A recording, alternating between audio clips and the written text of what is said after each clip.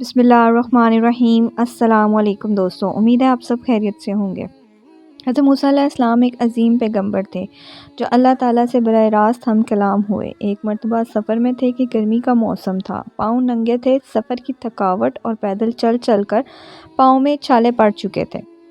ज़रा आराम करने के लिए एक दरख्त के साए में बैठ गए। क्या देखते हैं कि कुछ फासले पर एक कुआं है। वहाँ कुछ नौजवान अपनी बकरियों को पानी पिला रहे हैं और इनसे कुछ फासले पर दो बाहया लड़कियाँ खड़ी हैं।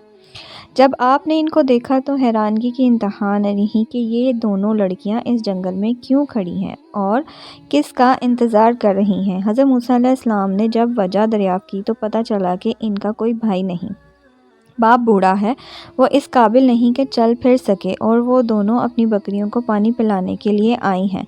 जब तमाम लोग अपने जानवरों को पानी पिलाकर चले जाएंगे तो आखिर में ये अपनी बकरियों को पानी पिलाएंगी। हज़रत मूसा अलैहिस्सलाम इनकी बात सुनने के बाद आगे बढ़े और ख़ुद पानी कुएं से निकाला और इन बकरियों को पिला दिया।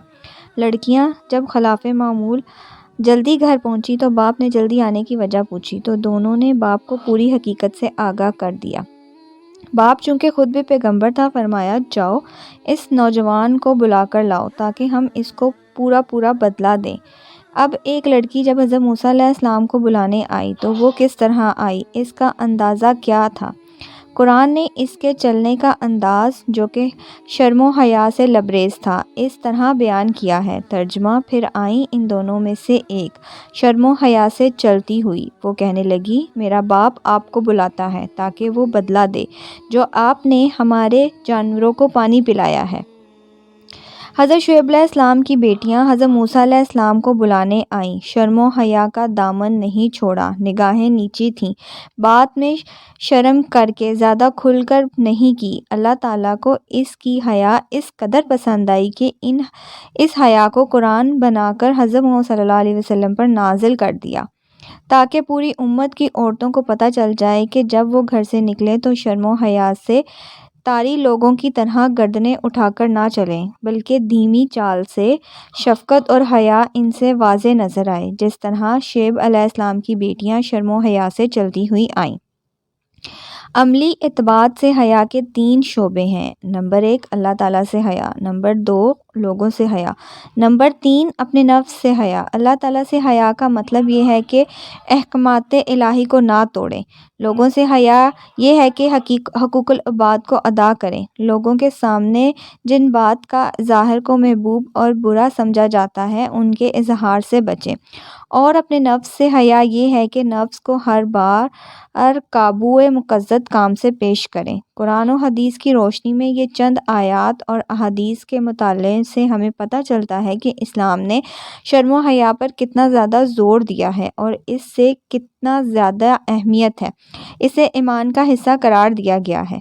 शर्म हया ईमानी ज़ेवर है, लेकिन आजकल के दौर में शर्म हया गफलत मुसफ़ात का जनाजा निकाल चुकी है। आज हया एक ऐब बनकर रह गया है। इश्क़ व माशूक़ी के खेल चले जा रहे हैं। मग़रबी तहज़ीब ने लोगों को बेशर्म और बेहया बना दिया है।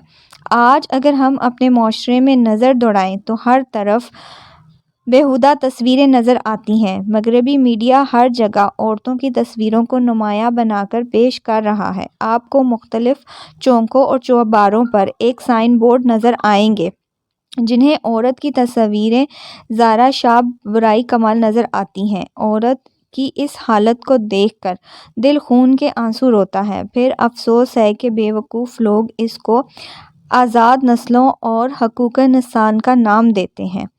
प्यारी बहनों, अपनी ज़िंदगी में हर कदम ऐसे फूंक फूंक कर रखें कि ईमान के लुटेरे और इज़्ज़तों के डाकू कहीं शर्मो हया की ये कीमती दौलत आपसे छीन ना लें।